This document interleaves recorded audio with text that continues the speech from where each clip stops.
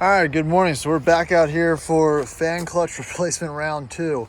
I figured out, I guess, what the issue with the previous part that we ordered was. We ordered a part for a D1. I guess we just kind of assumed that it was the same piece. They're very similar, except for the diameter of the connector nut here. So I'm assuming that this is going to be the right piece.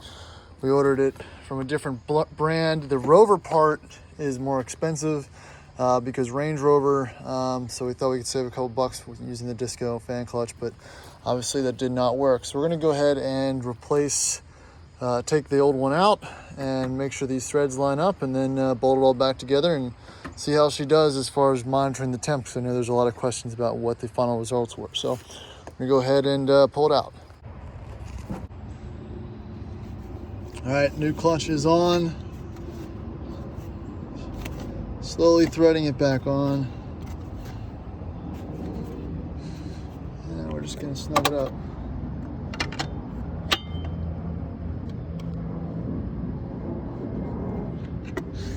That's all I need to do, honestly. I reused the old hardware, swapped it out. So we're just gonna let it start up, let it idle for a little bit, and see how she does, and then take it for a test drive. All right, so of course, when I go to start it up to test out the new fan clutch, it doesn't start, which led me to where I am right now. This truck has experienced some no start scenarios before. Most of them are a result of issues with the inertia switch and or relays for the fuel pump. So what I've done after a few, crank no start scenarios is I pulled the fuel line, as you see in my other videos, two 14mm wrenches, just put one there, loosen. That was my catch bottle for the excess fuel. Came around here, made my fuel pump relay jumper. I think everyone should carry this in the back of the Rover, and connected it up to the fuel pump relay. I believe it's this top one and this bottom one, and then cycled the key. And when I cycled the key, fuel pump came on, started shooting fuel everywhere. So now I gotta let it kind of dry out so it's not flammable if I go try to start it again. So that is an issue. So right now that's either leading me to believe there's an issue with the fuel pump relay or this damn inertia switch here, which is probably shot because it got wet again. Like I said, I'm not 100% sure, but I'm just going to keep messing with it, hopefully get her started and go from there. But again, this is just Range Rover's 101. It's usually something fuel related. I'm just glad at this point it's not the fuel pump, so we're just going to let it sit for a little bit, let that fuel kind of dry out, because I got it all over the engine bay, and go from there. So we'll see how it goes.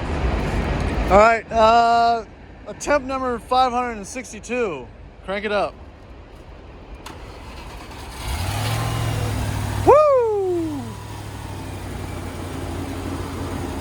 All right, she's back. That was a pain in the ass, but it was pretty diagnosable. You want to cut it off? So you hear the train in the background. A lot of different tests we did here. Pretty much any Rover related Diag for fuel we just went through. So scenario, crank no start, swapped around a bunch of the rear relays, the EFI relay, I'll bring it back here, to the battle zone, the EFI relay and the fuel pump relay, like we saw previously. Jumped out the fuel pump relay, turned the key, spurting fuel, fuel pump's good. That's the biggest issue with these old trucks. Next thing, swapped around a bunch of the fuses again. Still nothing, still no fuel with the relay in at the fuel rail. So next culprit is the rollover sensor. This little bastard, I'm assuming since this truck was wet, if you saw in the last video, and I keep it right here, it could have got compromised or screwed up. So what I did is jumped it out. So that was the next procedure. Tried cranking a few more times, still nothing. Swapped the fuses around some more, still nothing. Finally grabbed my last good spare 30 amp fuse, plugged that in. Had the incoming fuel line hooked up to my Seagram's Gym bottle here. Got fuel to the rail, plugged it back in, and fired back up. So again, it's super frustrating, but you can diagnose these things fairly easily. I'm glad this is not an ABS truck or have any fancy electronics to mess with, but again, it was all pretty straightforward. Oh, and it started with starting fluid, so I knew I'd spark. So really the main issue was fuel. Again, I'm no mechanic, but it always makes my day when I can diagnose something on this old truck and get it back running, because there's always something finicky about it. So cool, I'm happy. And again, hit me up in the comments if you have any questions or having any issues with these old Rovers, especially the old 3.9s, because I'll tell you what, the fix was not on the forum, so you just kind of have to have a little bit of experience and know what you're looking at and go from there. So thanks. All right, we've probably been idling for about 5 or so minutes with the new Viscos fan.